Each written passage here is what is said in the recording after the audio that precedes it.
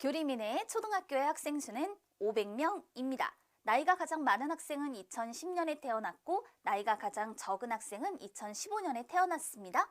교리민의 학교에서 같은 해의 같은 달에 태어난 학생은 적어도 몇 명인지 구하시오라고 얘기했어요.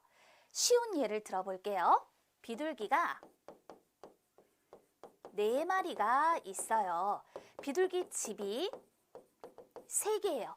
이때 한 집에 들어갈 수 있는 비둘기의 수는 적어도 몇 마리일까라고 물어본단 말입니다.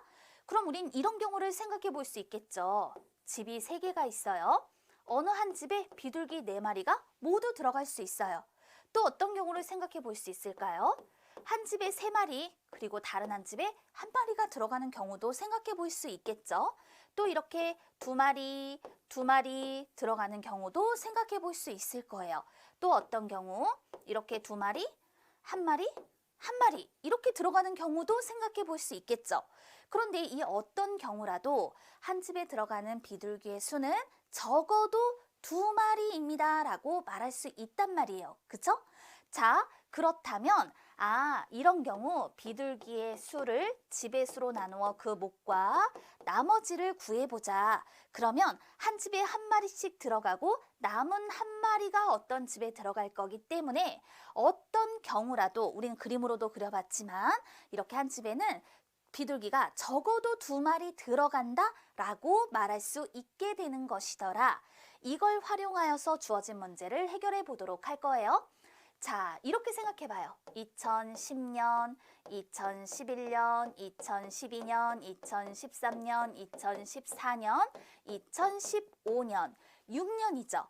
6년에 걸쳐서 그런데 같은 해의 같은 달, 한 해에는 1월 달부터 12월 달까지가 있잖아요. 그러면 6년, 그리고 한 해는 12개월이 있기 때문에 이때 태어난 연도와 달이 될 수 있는 서로 다른 경우는 모두 몇 가지?